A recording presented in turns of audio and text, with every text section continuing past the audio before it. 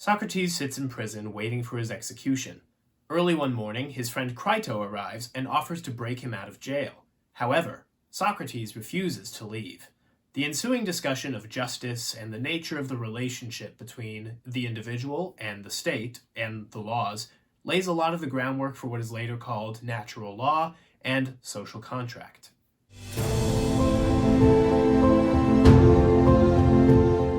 Hello and welcome back. This is Faith, Reason, and the Things Between, a series on the great minds and the great works of Western civilization. This will be our third episode of Dialogues on Dialogues, a look at the dialogues of Plato, done through a dialogue format.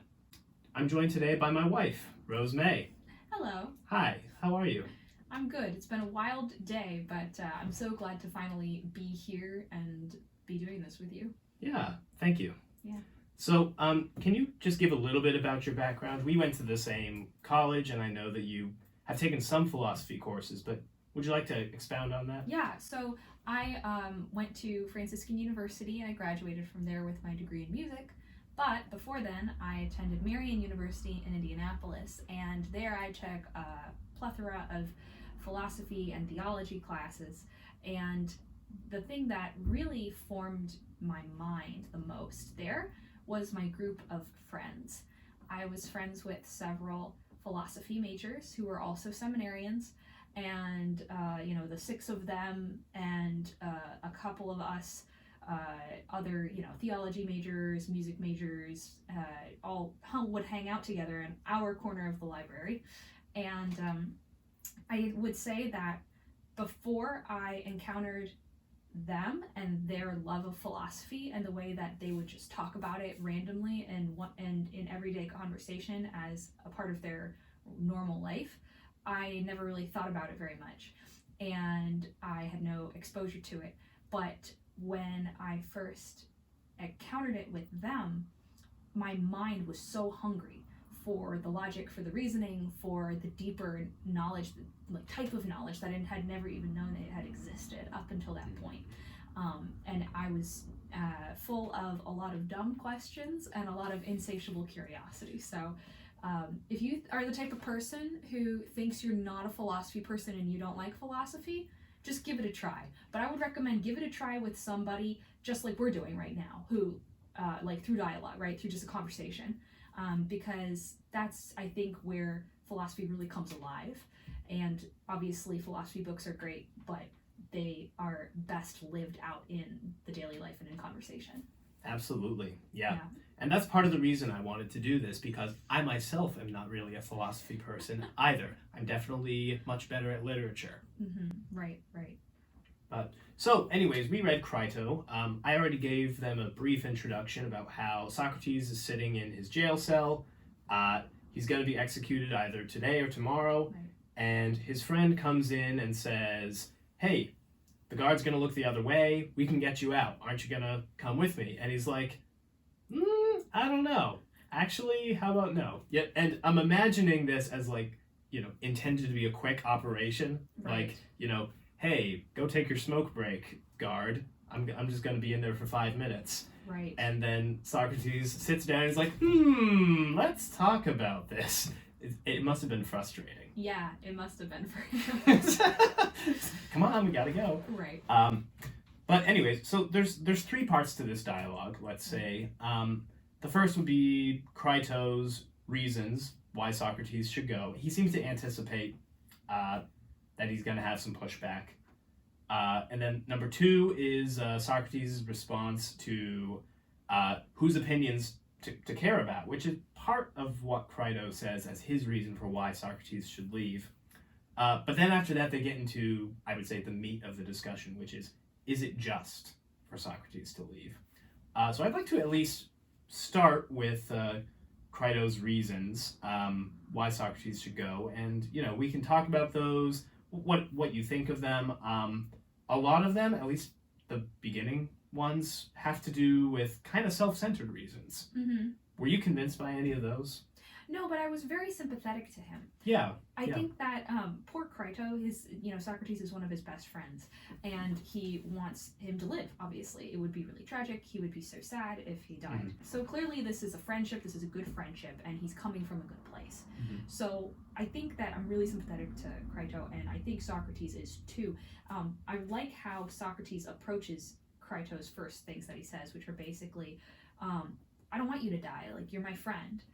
Which is totally understandable, and also we can get you out so that you don't have to die, and I have money, and that's how we can do it, and don't worry about the money, and I have my other friends who have other money, we can bribe more people, and I have another friend in Thessaly, and he can take you in, and it's all set, I've got you covered, so I think he's really coming at it from a very practical standpoint, and not really, and from sort of actually very emotional standpoint at first too, and I like how Socrates approaches him when he finally gets to his response, where he says, okay, we're gonna, he says, Crito, you gotta listen to me. We need to talk this through, right?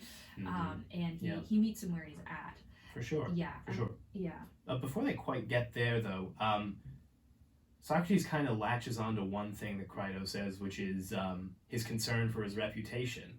That too. And yeah, so it was actually fairly commonplace, I think. I'm going off of what my professor in college told me, so take it with a grain of salt. But it was actually fairly commonplace for prisoners to be bribed out of the jail. Got it. And so everybody was kind of expecting it to happen, which is why Crito says, look, people are going to think that we're scumbags if we don't try to break you out. Right. Because we could have. Everybody's kind of expecting it to happen, and we didn't, Yeah. But Socrates latches onto that, and that's one of his first objections. That was quite the discussion, though. What did you think of that? Socrates is the kind of guy who every time he opens his mouth, I get a new light bulb above my head, right? He's just one of those people who is fantastic with the way he approaches things. And he asks Crito some really interesting questions.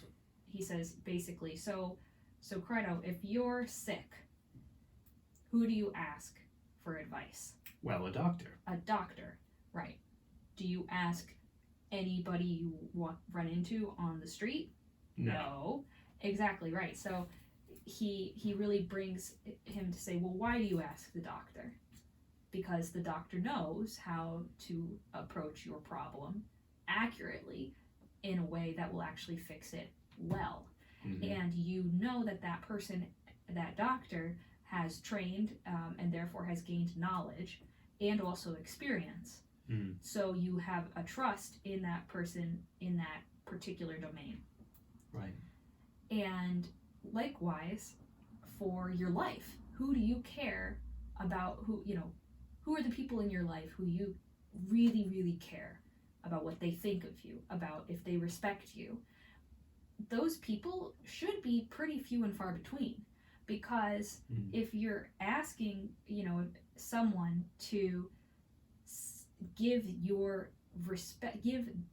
their respect, it's because you respect them.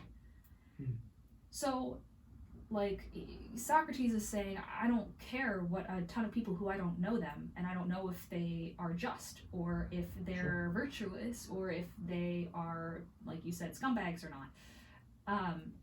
Why do I care what they think of me? I shouldn't care what they think of me, and neither should you, Crito. Mm-hmm. And I think that's a really good life point. Yeah. It kind of echoes a point that he makes during the Apology, actually, which I thought was cool.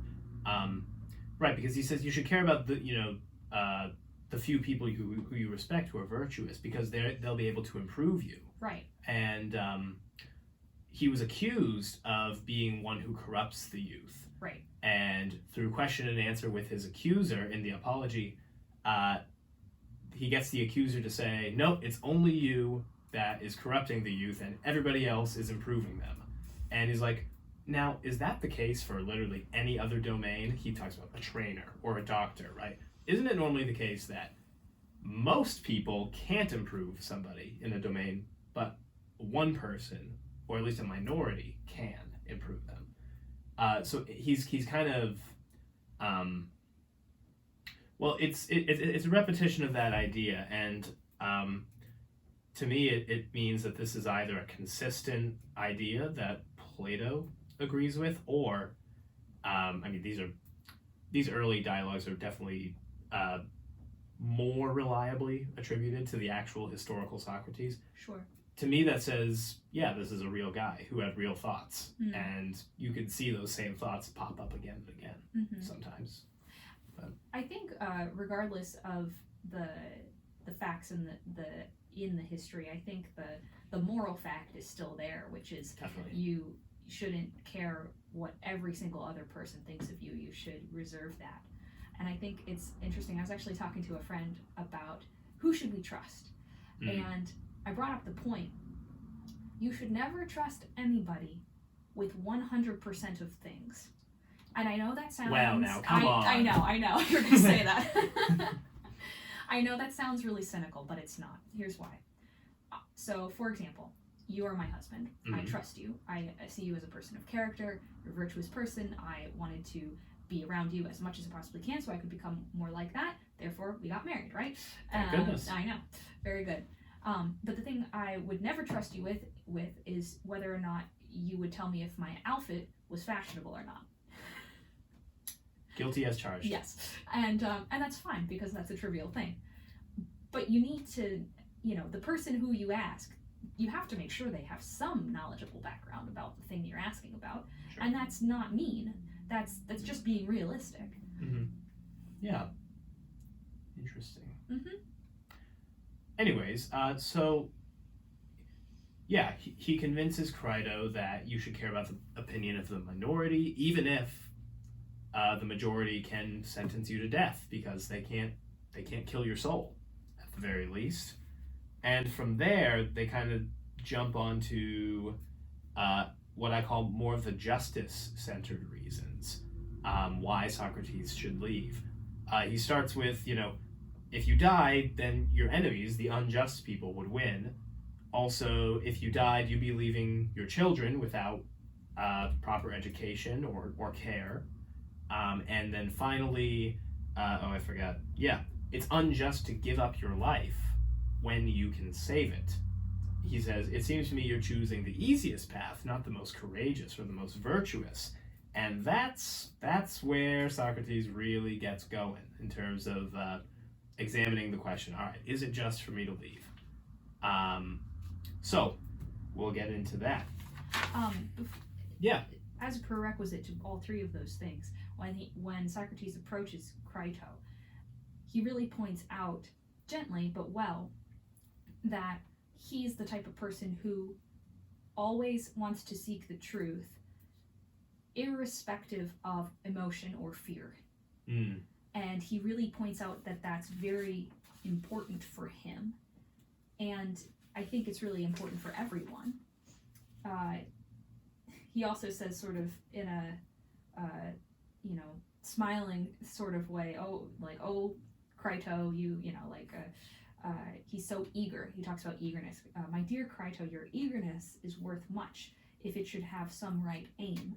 But if not, then the greater your keenness, the more difficult it is to deal with. And he really talks about how emotions can really influence our decision making positively or negatively. Yeah. So I think that's a really good point. And then he also, in that first statement that you said, alludes to the fact that he doesn't want to live with this sin on his conscience, basically, in his worldview. Sure. And that he would rather have himself given over to the people in power who can destroy his body because they do not have the power to destroy his soul. Right. When I was growing up, my mom would always say to us when we didn't want to do homework, she said, your education is the one thing that people can never take away from you.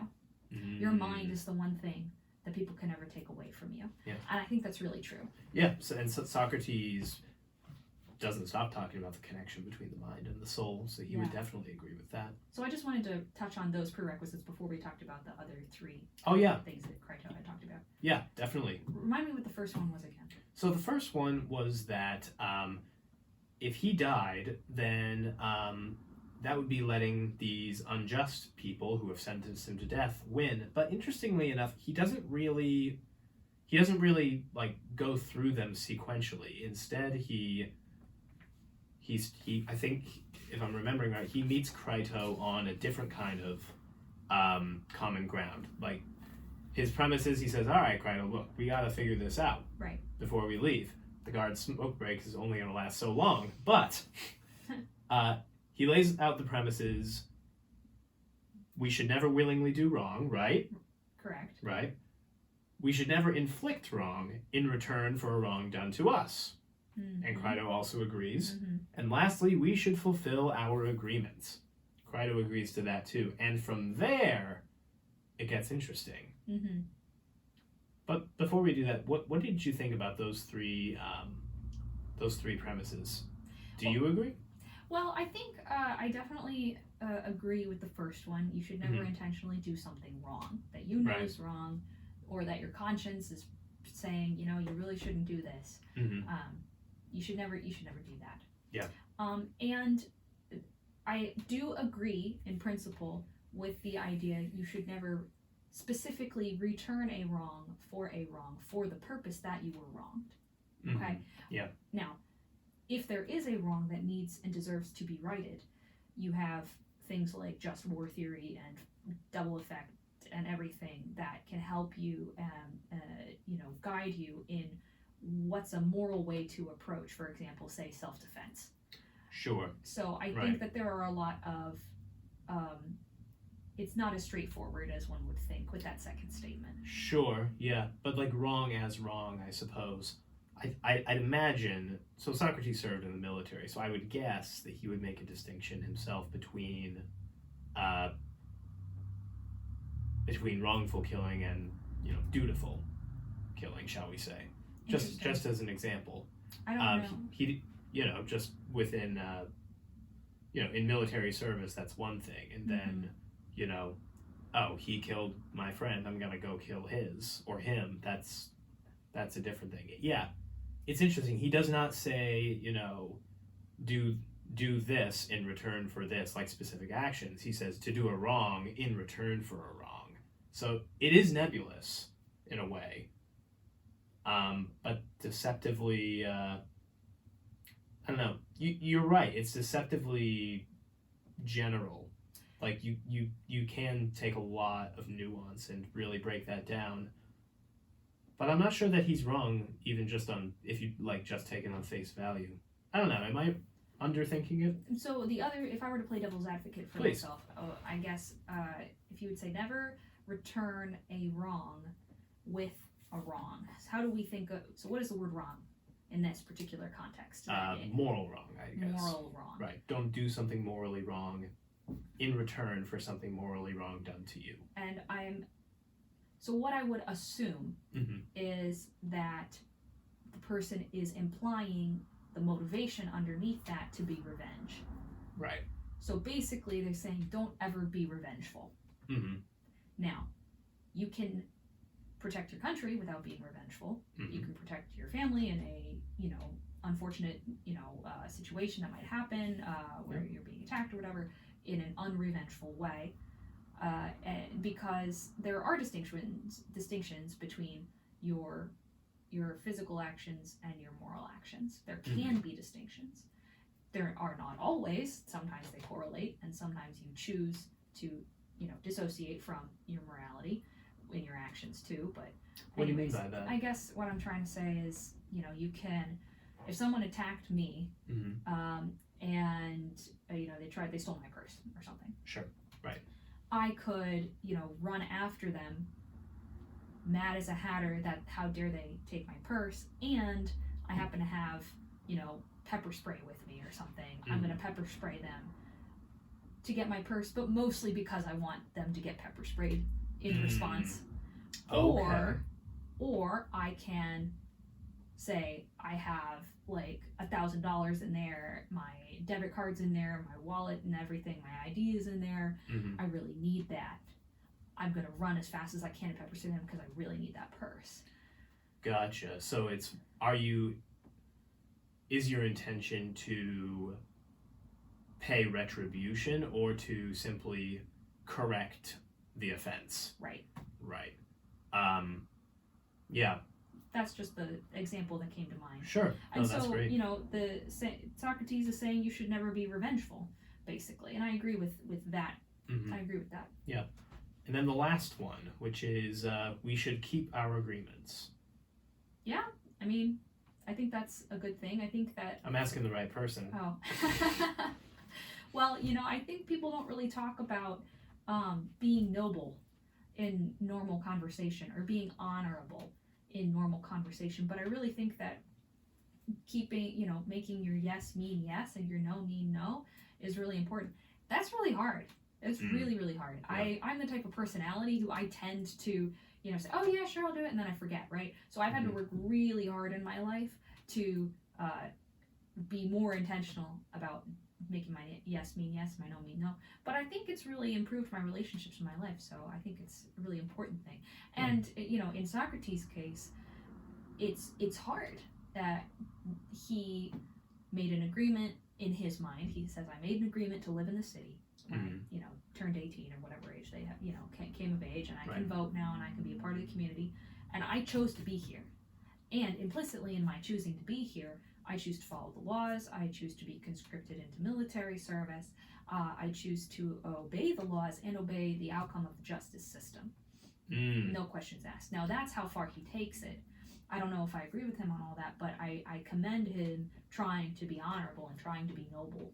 Right. Yeah. And since you said it, let's get right into it. He monologues a dialogue between himself and like the voice of the city, the incarnate form of the city and the laws. Yeah. It's two of them. And I wonder if it would have gone as well for that perspective if it was just one or the other. I think it's intentional that there's both of them there. But I guess maybe we can talk about that. Right. So as you said, the city and the laws. Well, it starts with the city and says, Socrates, why are you trying to destroy us? He's like, destroy you? What do you mean? He's like, well, don't you know that if a city's verdicts from its justice system are able to be just swept aside by private individuals, then the laws have no force, and that does harm to the city. The city will be destroyed. Well, the city will have two tiers of justice, and the city will have criminals rampant, and the city will have a lack of faith in the institution of itself from the people. Yeah. Did that? That rang a lot of bells for me. Yeah. Socrates really has a point here that if he decides to break the law, he is weakening the institution of that law and the institution of the city himself. Now, I have more thoughts on all of that, but since we're on the topic of destroying, if you don't mind if I back up just a little bit. Please. He talks about the idea of, at one point when he's talking to Crito, he points out the part of our self that is our moral self, right? And what's that? It's our soul and our conscience in this sort of way. Socrates describes it as the part of yourself that is improved by just actions and destroyed by unjust actions. And I just think it's really interesting he uses the same word, destroyed, as to reference himself as well as this other, as well as the city. It's like he almost sees the city as another being, even though it's just a city. But yeah, that's loaded. Now, I don't know how much Socrates here connects with Socrates later in, say, the Symposium. But in the Symposium, he talks about kind of the ascending, I don't know, it's called the ladder of love by some people. Like, you start out loving, thinking that a body is beautiful. Then you recognize beauty in many bodies, then in one soul, then in many souls, and then above that, as your soul improves and you become more just and virtuous, you're able to see the beauty in institutions. Why institutions? Because they come from the cooperation of many souls. It's the next step after that. Interesting. Yeah, and there's levels above that too, but in any case, that's what that makes me think of. You know, it's like, you know, why does he personify the city? Well, I guess because, you know, again, if Socrates here is the same as Socrates there, maybe he kind of does think of it as worthy of the respect due to a person. And as we get into not just any person, but more than your mother, more than your father. Do you mind if I read that part? Yeah, he was really intense about it. Absolutely. So I just want to say he was completely opposite of a lot of our current, you know, ways that we talk about our political systems, and just go ahead and read it, and then I'll tell my thoughts. Sure, right. So they extol him to be gracious, to have gratitude for all that they have given him, all the city and all the laws have given him. They take credit for his birth because they oversaw the marriage of his parents. They provided a safe place for him to live and grow up and raise his own children, and therefore, it says, do you not realize that your country is to be honored more than your mother, your father, and all your ancestors, that it is more to be revered and more sacred, and that it counts for more among the gods and sensible men, that you must worship it, yield to it, and placate its anger more than your fathers. You must either persuade it or obey its orders, and endure in silence whatever it instructs you to endure, whether blows or bonds, and if it leads you into war to be wounded or killed, you must obey. To do so is right, and one must not give way or retreat or leave one's post, but both in war and in courts and everywhere else, one must obey the commands of one's city and country, or persuade it as to the nature of justice. It is impious to bring violence to bear against your mother or father. It is much more so to use it against your country. And again, he's saying that if you violate the laws, that is violence to your country. You're setting it up to be destroyed. Right. So I think there's two things here that one thing I agree with Socrates, and the other thing I really don't agree with Socrates. Mm-hmm. The thing I really don't agree with is his deification of the city and the institution, basically. He basically is saying it's pretty close to being a god, it can do no wrong, and I owe it everything, therefore I need to do all these things. I think that I liked your description of the layers of finding beauty in the soul, many souls, and institution, because it's run by many souls. The problem with that is if you have a bunch of people running a city, or a bunch of people running a state, or a bunch of people running a country, you get collectively, a lot of their great qualities. You get a lot of their not great qualities too. Yeah. And even if you have laws that, people try their very best to make the laws as perfectly conformable with virtue and with justice as possible, we're not perfect. We don't always get it right. And even the best intentioned laws sometimes miss the mark. And sometimes there are laws that came at a particular point in time when the pendulum of a certain issue was swinging one way or the other, and it was reaction, so maybe it's a little bit less nuanced than it should be. And then after that, you have people who also have great qualities, but also have some not great qualities, who are judges and who are jurors. And so, in the interpretation of the law is never perfect, and the laws themselves were never perfect to begin with either. So, I think that's really important to note, at least in my view, that the city does not have that same level to me of honorability that Socrates gives to it. Now, on the other hand, what I do agree with him about is, and something that I was really kind of moved by, was how grateful he was.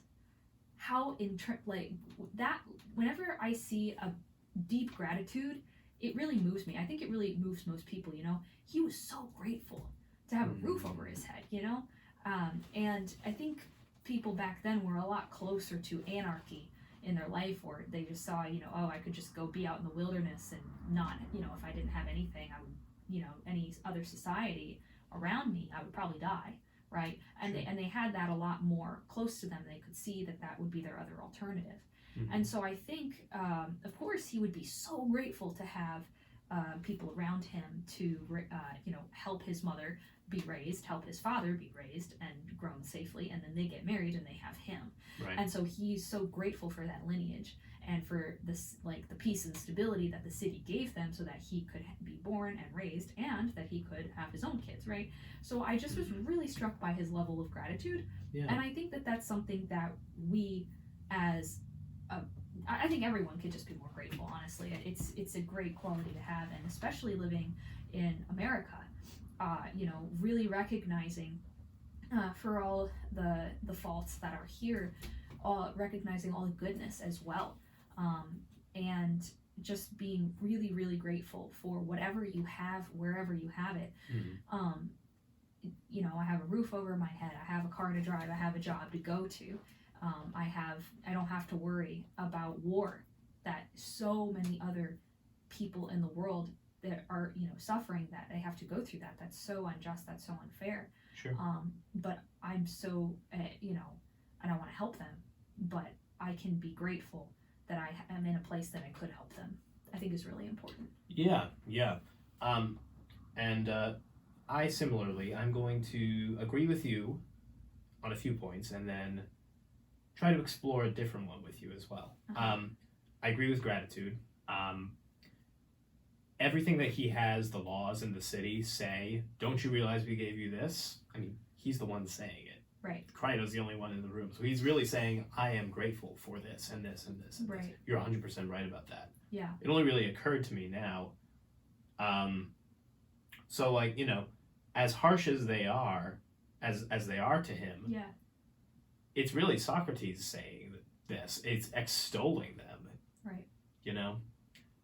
And then also, I can't find it. I was looking, but he says that, he makes the laws say, they actually make a distinction between themselves and the jurors, or the citizens, the assembly, I forget what you call it, that convicted him. They say, look, if you were unjustly condemned, that's a wrong against them. Don't then try to wrong us for it. That's really, really interesting. So, like, you made that distinction. There's the idea of the law and the practice of the law, and the laws themselves are not perfect. I don't know how Socrates would go about agreeing with that or disagreeing with that, the laws being perfect or not, or what that means. He gets to that in other dialogues, I think. But anyways, so I think what he really comes to in the end, at least what I sort of implied, is he's like, I don't know if these laws are perfect. I think they tried their best. Mm-hmm. Knowing Socrates, he probably did a lot of study on them. He's got a really impressive defense at the Apology, and had it been fair and had they actually been looking to acquit him, I think he would have. Right. But I think the people just really wanted him out. Right. But I also think ultimately he probably thought to himself, well, I agreed to live here and I agreed to put myself in this situation, so I'm going to take the responsibility myself of that choice. And I can't fault him for that. You really can't. It's admirable in its way. Yeah. There's one other thing that kind of might rub us the wrong way, but I'm having a hard time refuting it, I guess. He says, do you think that we are on an equal footing as regards the right, and that whatever we do to you, it is right for you to do to us? You do not have the right to retaliate against your country. If we undertake to destroy you and think it right to do so, you don't then get to try to destroy us as far as you can. I don't know. I think I kind of have to agree with that. So this is where, and I know we talked about this briefly the other day, We did. Kohlberg's 6 levels of moral development come in. Mm. And I can't tell exactly where Socrates is at, but I hope through this discussion we can figure it out. Yeah. Could you outline those just for people listening? I will try my best to remember them. Sure. The first level of moral development is not a good place to stay. It's I can do anything I want as long as I can get away with it, essentially. So there's no regard to principles. I'll steal chips from the grocery store if nobody catches me, and I have no problem with that. Mm-hmm. The second one is I do something for you, you do something for me, essentially. The most basic level of cooperation necessary for living in a society. I believe the third or the fourth are, I don't remember exactly, the idea of, and these correspond with childhood development. Okay. Oh, I want to be a good boy, or I want to be a good girl. Versus named a bad boy or a bad girl. You're searching for approval from society, right? Not just, oh, I'll do something for you if you do something for me, but as a general rule, I want to be regarded as a nice person, as a kind person, or something like that. But it's very easy then to also, behind closed doors, slip back into, well, if nobody finds out, does it really matter, that sort of thing. Right. And also, that if you stay in that place, it really lets you be swayed by wrong ideas. Oh, well, if everybody thinks this, I guess I should think it too. So it's not a full level of, and then there's another level in there, I don't remember exactly. Number 4 I'm blanking on too. But the 5th one is social contract. And that's what I am seeing a lot of coming through here in what Socrates is saying. It's that let your yes be yes and your no be no. Whatever I say I'm going to do, I made a contract with you, I'm going to keep that contract no matter what. And you need to keep that contract with me no matter what. And then the one above that is principles. And regardless of the laws, regardless of the rules, regardless of what people think, I found one piece of the truth and I'm holding on to it, right? And so what I see Socrates has going on is sort of some conflict between the 5th level, which is social contract, I made an agreement with the city, and his own principles. And I think that's really interesting. Yeah, I want to come back to those, that 5th and 6th level of moral development. Not that Socrates knew about them, but I think that we can use them to look at a few other interesting concepts that are in here. Yeah. But first, really quick, the you should honor your country and obey above your father, mother, ancestors, everybody else. Right. What kept coming to mind was an example that another professor of mine gave me, which was, when the government comes to you and says, there's a draft, you have to go to war. Mm-hmm. And your mom and your dad say, don't do it, don't go. Mm-hmm. No, I have to go. Mm-hmm. And I was like, oh, I think Socrates might be right about that one too. It might not be a just war, and in that case, that's where the 6th level, I think, might come back in. But, yeah, I don't know. Do you have a comment on that? So I'm going to look at the thing you just described, which Sure. is a person coming and getting drafted in response to a couple of different levels of moral Sure. development. The first level would be, I don't want to go because it's not good for me, and I'm going to try to get out of it by all means necessary as long as I don't get caught, right? Right. That's the worst way to look at things.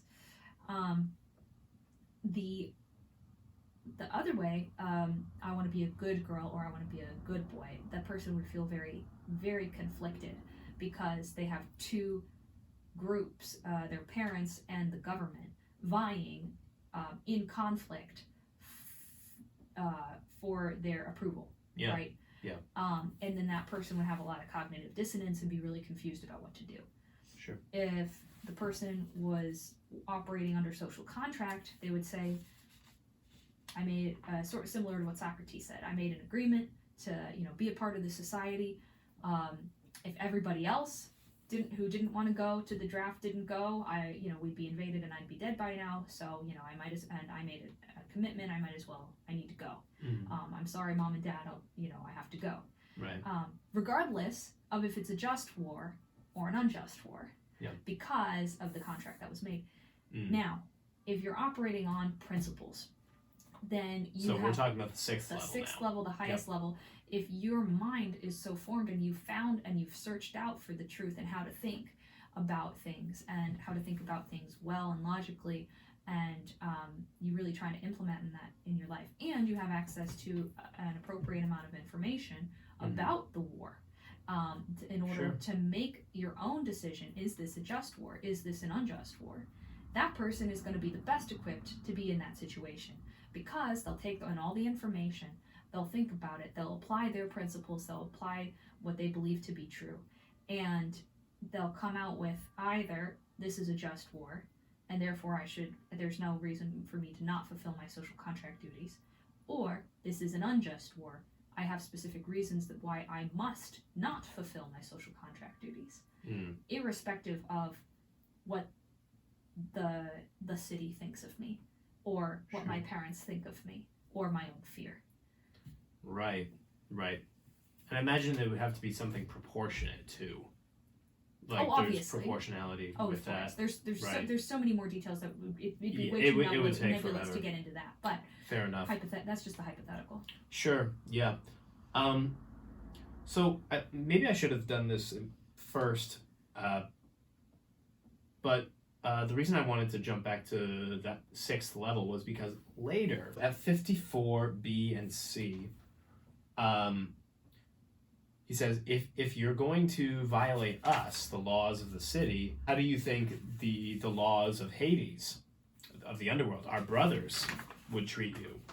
Don't you realize that they would be most inclined to be harsh to you as well? Oh, and that's not good. Well, yeah, but laws in Hades, what is he talking about? And I again, I'm going off of my professor a little bit here, but we're talking about laws that exist beyond life, that are still independent of any city, that are still concerned with the actions taken within life, including against those other laws. So it's a circle that includes those other laws insofar as they are in harmony with it. That's natural law. Yeah. It's what will come to be natural law. If you're going to say, I found a principle and I'm going to stick to that, that's it. Mm-hmm. Right? Right. So, I guess in light of that, do you think that if Socrates' principle that he's following is, if he's following a principle that's higher than the city, is he right to not escape? So I think that Socrates is right in some ways, and yet I think he's missing some crucial information that if he had looked at it differently, he would have made a different choice, one that I may have agreed with more. Okay. So I think he's mostly right, but not completely right. Okay. First of all, I do want to commend his following his conscience. Mm-hmm. Secondly, he has this thing where he's saying, I need to keep my agreements, which can be either seen as a social contract or as a principle in and of itself. Or he sees that maybe there is this sort of divine authority that is made manifest in the city's authority. Sure. And perhaps he perceives that particular law that was implemented wrongly against him to be part of the natural law. And so if I were to make an argument in Socrates' favor, I would say, well, everything that the laws say in Crito of you have no right to go against us. You don't have a right to go against a natural law just because your particular circumstances you don't like how it pans out for you, right? Yeah. So I can Right. see where he's coming from with that. To answer more fully, and I'm going to read from my notes here because I thought a lot about this question. Yeah. I tried really hard to get into Socrates' head. I wanted to think to myself, okay, how was he thinking about this? So first, A, he made an agreement with the city to follow all its laws by living there. B, he has utter respect for the law and order of the city. C, he believes the laws come from virtues and justice, aka the natural law. D, therefore, they are more important to follow than his own life is worth, basically. Basically, the laws are more important than his life, is what he's saying. And he says this, that people will say he was so greedy for life that he transgressed the most important laws. Then E, he believes living with a corrupt soul is a life not worth living at all. He would rather, if he said, if I'm going to do something that's going to corrupt my soul, destroy my own soul by doing the wrong of destroying the law, which is a natural law, which is an eternal law, connected to divine law. Sure. Then None of which he knows about, by the way. So this is me putting my thoughts on it. Right. And my understanding of it.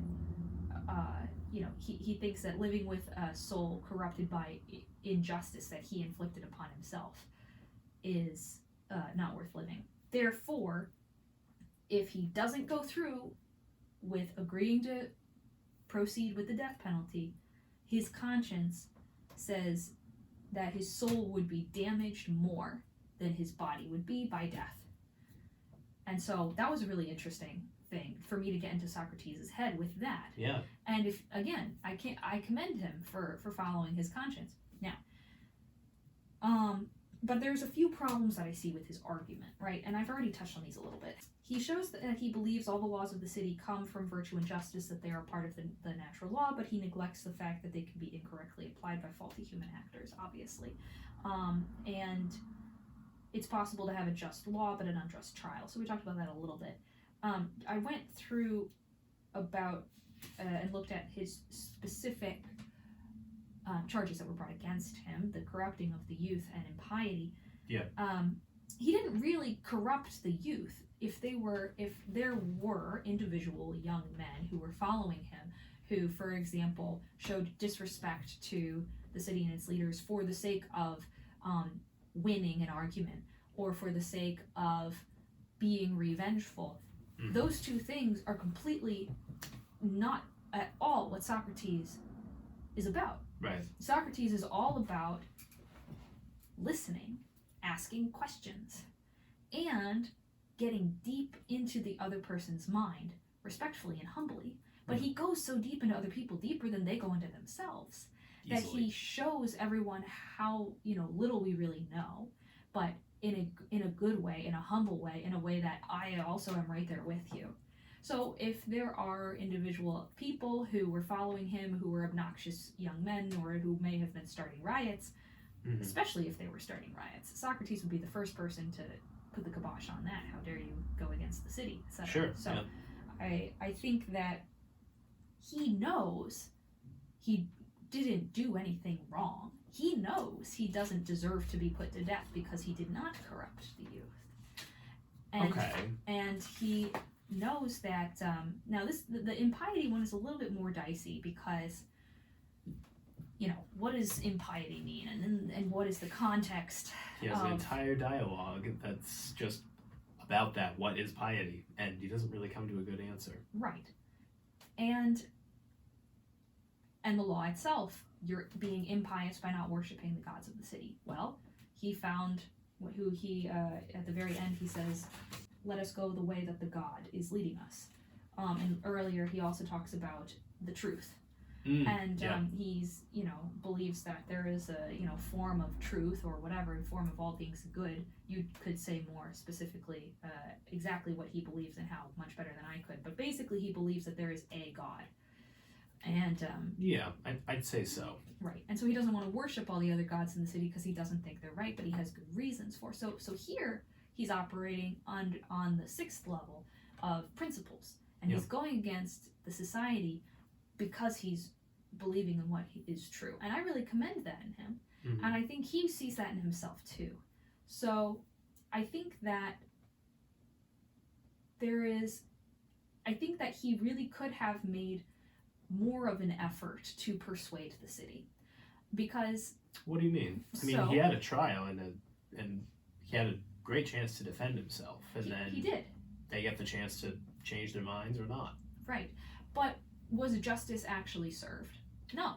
It really wasn't. Okay. And so if I'm going to disagree, the part that I disagree with Socrates is if I really believe that these principles are true, that there is a one God instead of multiple, and that I truly have not corrupted the youth, I do agree with Crito that it's unjust, and that Socrates, should say, I'm going to fight for this justice and against the injustice of putting me to death, but in the right way and in the correct channels, and to ask for another trial, to say this should be considered a mistrial, here's why, and maybe, he didn't have any options. Yeah, I don't think they have that. So, they probably didn't.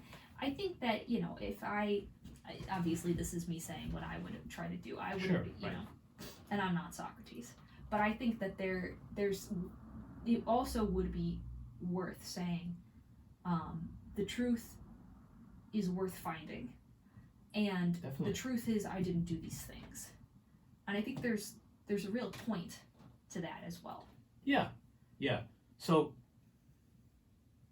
you're saying what you would do, I suppose, if you were wrongfully convicted of something. Mm-hmm. But you agree that if you are wrongfully convicted, that does not then give you the right to burn the whole thing down, escape from jail, to fight the police on your way out, to flee to another country, whatever.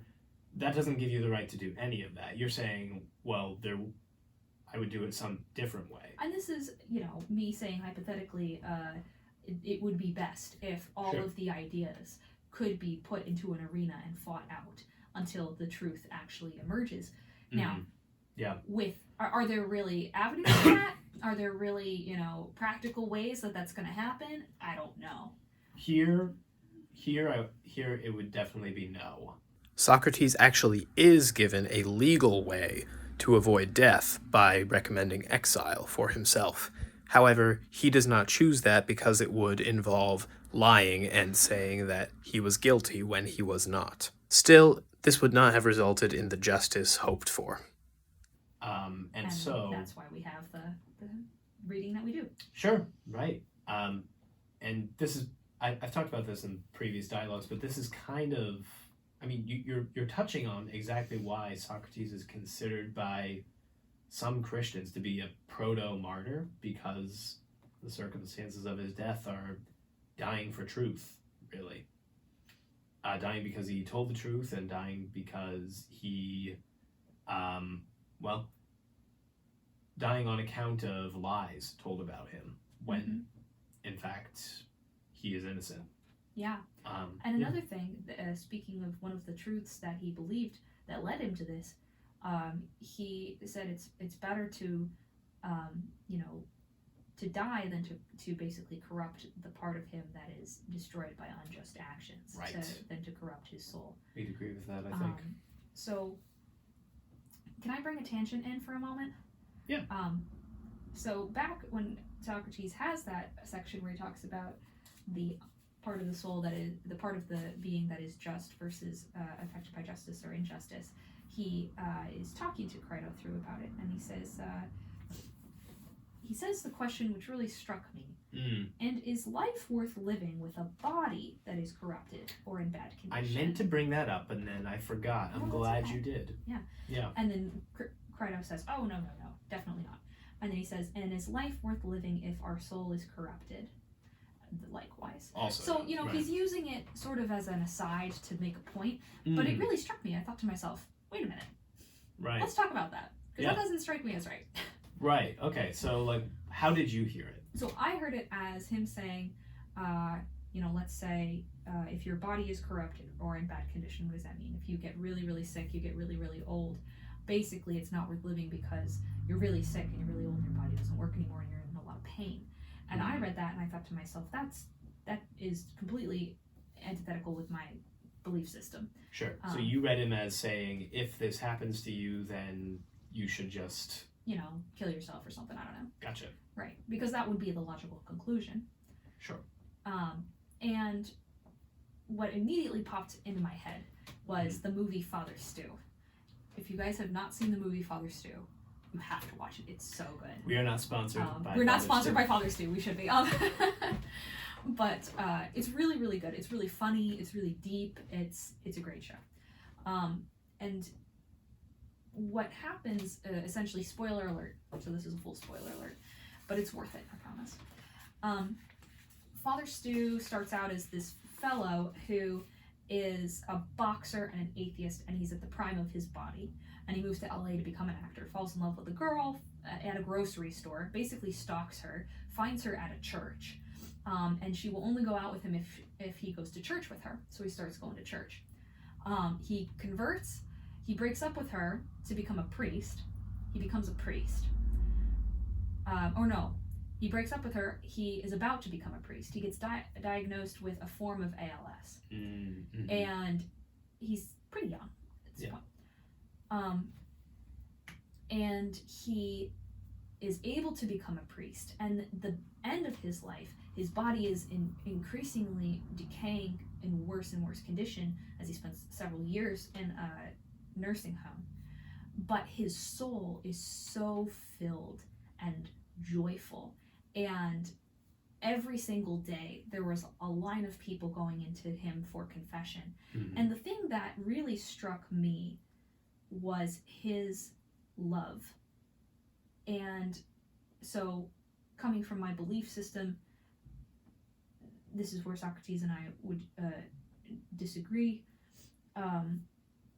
I believe that God exists, that people are irreparably broken, that God provides the only possible redemption through Jesus' suffering and death, where he paid the infinite debt for our sins, and that when we suffer, we can unite our sufferings through interior prayer with the sacrifice of Jesus on the cross that saved us redemptively, that we can become spiritually and amazingly and incredibly close to the divine love, which is God through that act of interior uniting with Christ's suffering, right? So that's my belief system, right? Sure. At least a part of it. Therefore, even if our body's completely broken, our soul has the possibility to be transformed and to transcend misery by uniting itself with God spiritually, and God is love. So uniting itself with love, therefore giving purpose, because who doesn't want to be loved? That's what we all want, right? I think the soul is so much more powerful than people give it credit for.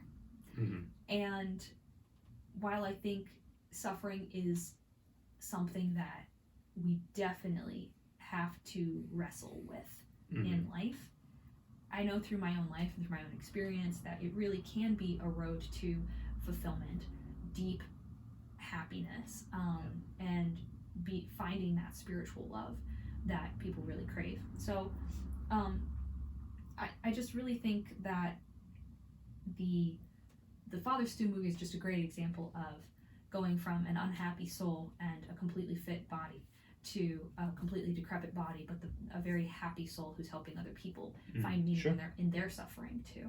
Right. So. Yeah, and you're 100% right that Socrates was not aware of this idea of redemptive suffering in the same way that we are as Catholics. Although he probably he would agree, and he does right there in the passage, that that the improvement of the soul is more important than the body.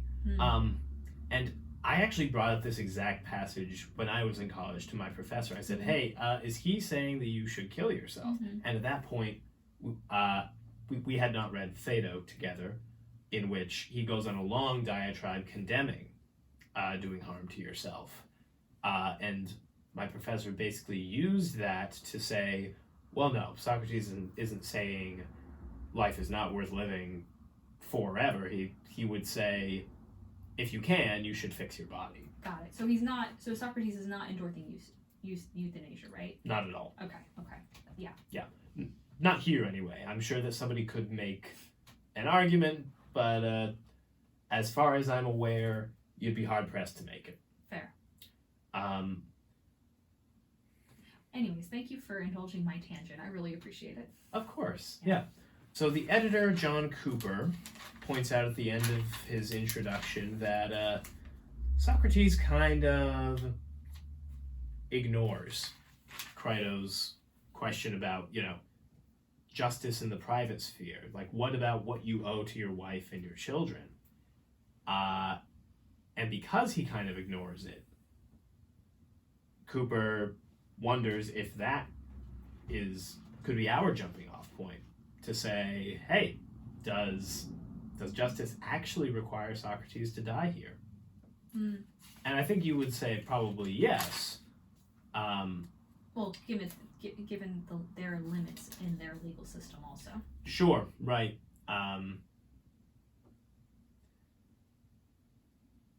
Yeah, I don't know. What would you say about, private justice, I guess? What about fulfilling, if the idea is you got to fulfill your agreements, well, what about fulfilling his duties to his wife and kids? Yeah, that's a great question. I mean, if you're looking at it from sort of the everyday perspective, most people who you run into will say, if they have a strong family system, they'll say, oh, well, my family's first, right? Mm-hmm. You hear that phrase a lot. And there are a lot of duties that you are morally obligated to do to your spouse, to your kids, to your mother and father, especially if they're elderly, whether you want to or not. Mm-hmm. I get up to feed the baby and give him a bottle in the middle of the night if he's crying, whether I feel like it or not, right? That's how that goes. And that's right, because if you've agreed to enter into that contract socially, you should fulfill that contract socially. Also, if you believe in the spiritual dimension of marriage, that you believe you've entered into the love of God itself, and you should live that out sacrificially as well. So anyways, there could be an argument made that Socrates owes to his child his own life, his own being alive, in order to raise said child and fulfill said responsibilities. You could also make the argument that, especially in this society where I'm assuming, where it would be detrimental, completely devastating for a woman to become a widow, financially and otherwise, that Socrates owes it to his wife morally to stay alive in order to provide and to protect. But Socrates, would your friends who would take care of your wife and kids while you were exiled in another city really not take care of them if you were dead? Good point. I think he's got us there. He does. Yeah. He does. There is one more important thing, which is, you said that he's innocent of what he's charged with, and I agree. However, one of the law's arguments against him is, wouldn't it be the case that somebody who defies the laws of the city when they extol justice and virtue their entire lives, and who is an example to the youth who they followed, wouldn't it be the case that somebody who then broke the laws would be corrupting the youth? That's true. I think there's a point to that. Yeah. Yeah, because example goes a long way. We all have those people in our lives who really impacted us for the better, right. Who were our mentors, who maybe they were grandparents or teachers or someone who you ran into along the way. And those people, we love them because they're of who they are, but also because of what they were, what they are to us. Yeah. And as we see, Socrates' legacy, regardless of all this, is that he followed his conscience to the end. Yeah. And if he had not done that, his legacy would have been another fellow who talked the talk but couldn't walk it. That's true. And if nothing else, again, I give him credit for that, you know? There is one last thing I'm just going to point out for my audience, especially those who came from reading the Iliad. At the very beginning, he says that he has a dream that to him indicates that he will die on the third day, not the very next day. He says that somebody approaches him in white and says, "Socrates, may you arrive at fertile Pythia on the third day." Pythia was the homeland of Achilles, and Socrates is being compared to Achilles, therefore, by this dream. It's not the first time that's happened. He compares himself to Achilles in the Apology, and I posit that this is the emergence of a kind of new epic hero, one who speaks the truth and follows their conscience. The one who fights in the battleground of ideas. Yeah. And that's really incredible. Rose, thank you so much for your time and for joining me for this dialogue. Thank you. It's been great talking with you.